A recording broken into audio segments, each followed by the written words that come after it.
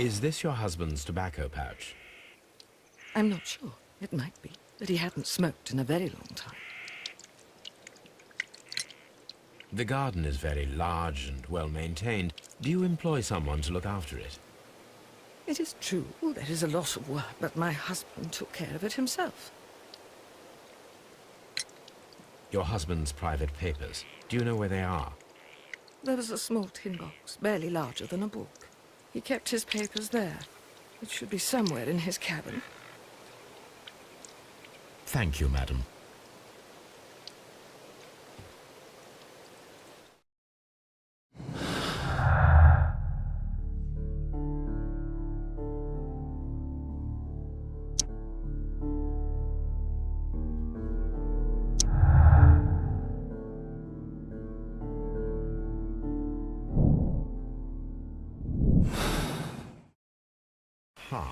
Someone was here yesterday.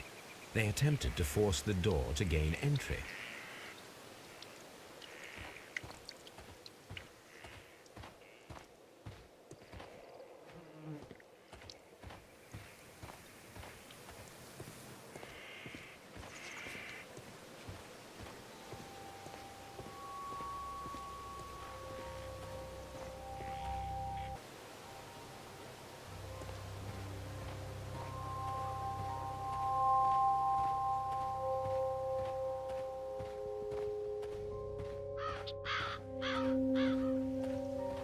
This looks like the perfect hiding place.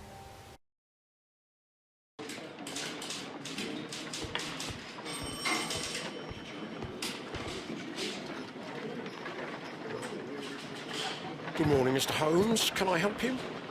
Good morning, Constable. I would like to speak to the fellow who was arrested at Woodman's Lee last night. Ah, the young man. He's waiting in the interrogation room. You can go straight through. His belongings are held in the evidence room. Thank you.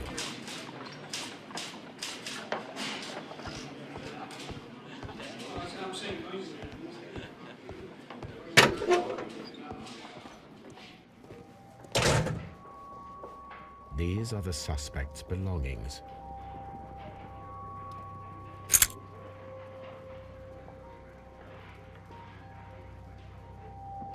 And partner, 1883.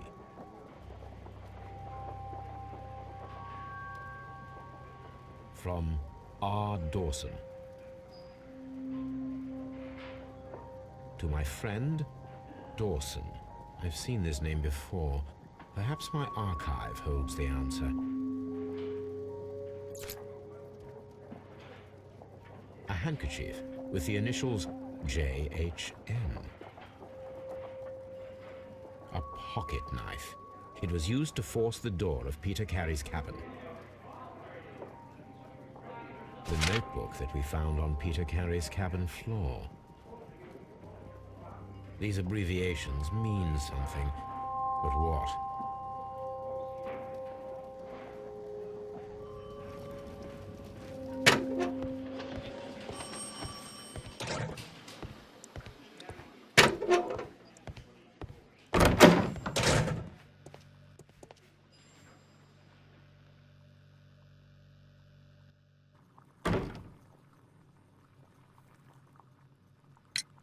Does this notebook belong to you?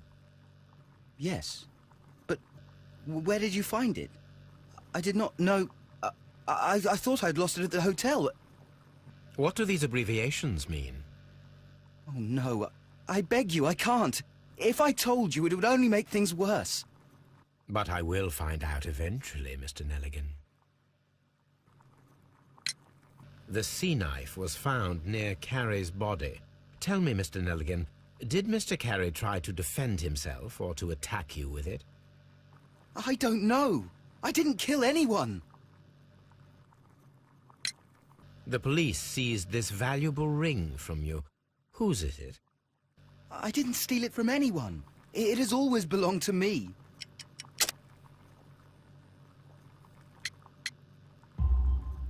The ring's date of engraving is many years ago. You would have been a child then, hardly in any position to receive such an item from a partner.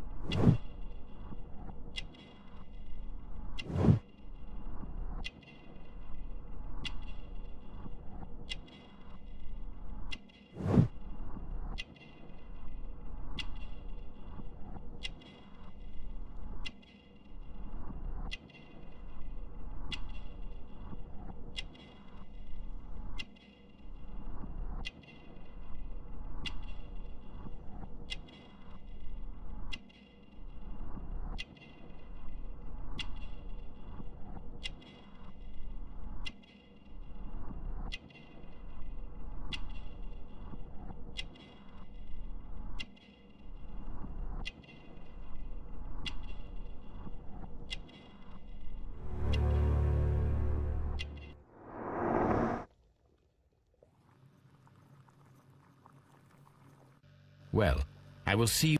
Please, let me go! I'm innocent!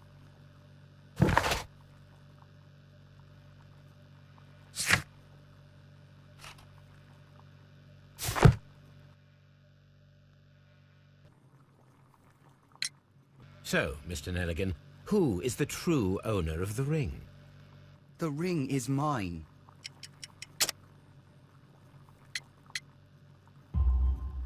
No, Mr. Nelligan. I believe that the ring had belonged to your father. Oh, but how do you know? The jacket you are wearing is made of an expensive fabric that only a man of exceptional wealth could afford. You do not seem to me to be a rich man, Mr. Nelligan. Furthermore, the garment is ill-fitting. It is quite clear that it belonged to someone else, most probably your father. With your father gone and taking with him the family's wealth, as a little boy you had to find yourself a manual job, and it was most probably cleaning fish. You cut your hands often while working. I can tell from the scars. I'm speechless, Mr. Holmes. It all happened exactly as you say. Well, I will see you soon, young man.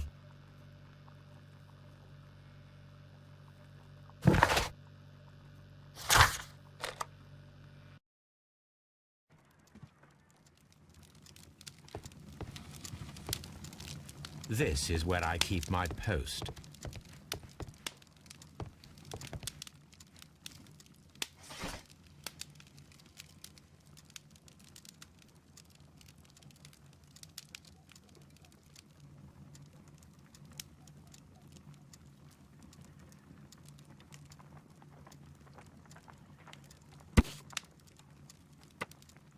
Here it is. Now I begin to understand that young man's story, but I am still unclear as to what connects him with the murder. It is time to ask him.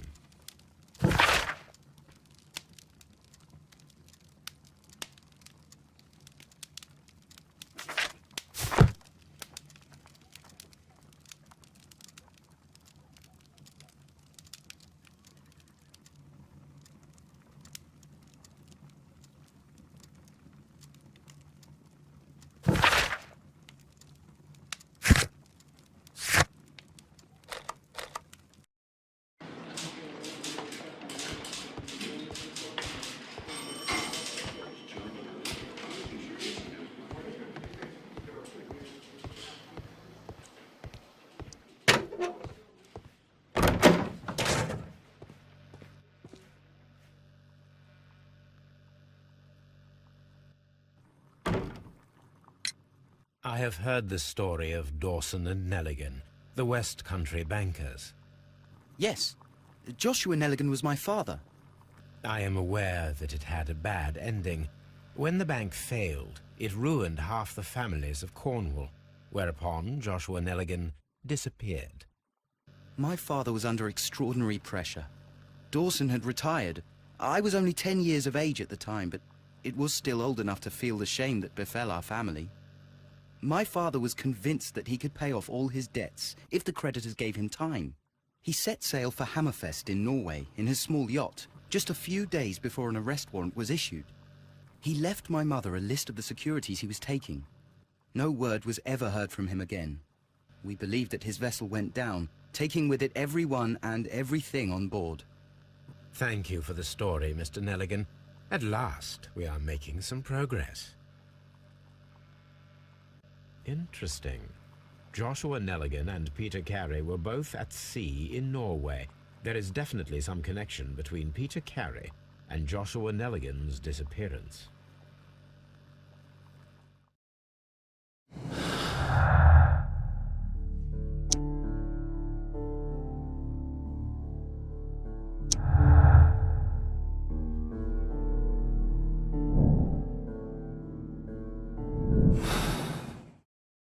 I need to stage a reconstruction. I'm sure that Watson would be happy to oblige.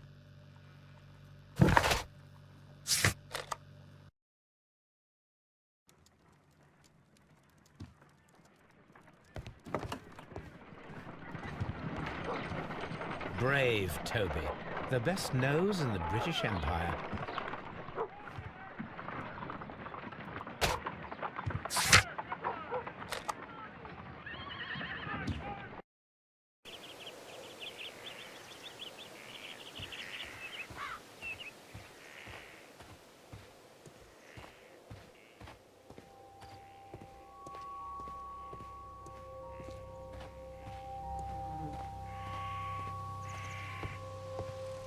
1883.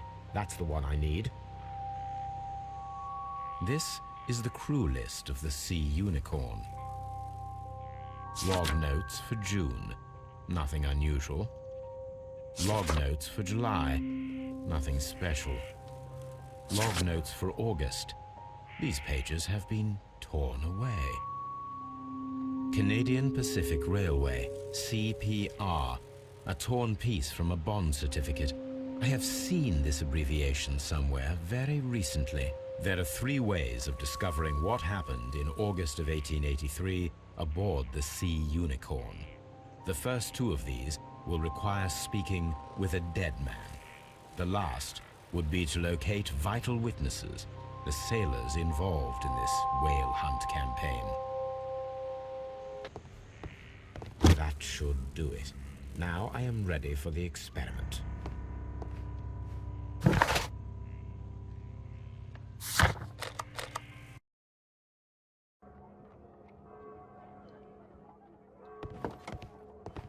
Holmes, you should aim for the mark in order to perform the most reliable test.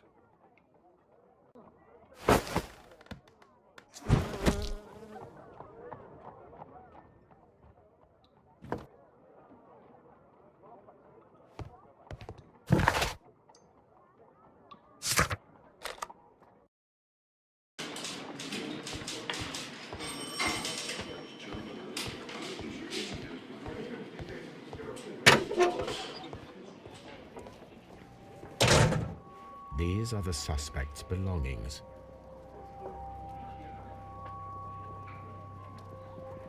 I wonder if these are connected.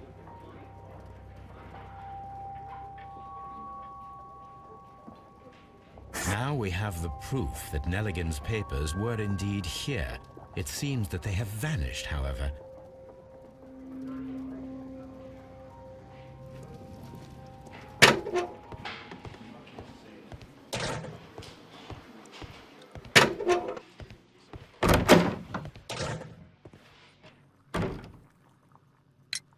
Tell me, Mr. Nelligan, what exactly were you hoping to find inside Peter Carey's cabin?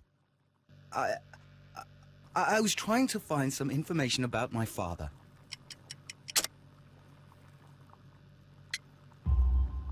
I assume you had another purpose, to retrieve the bond certificates.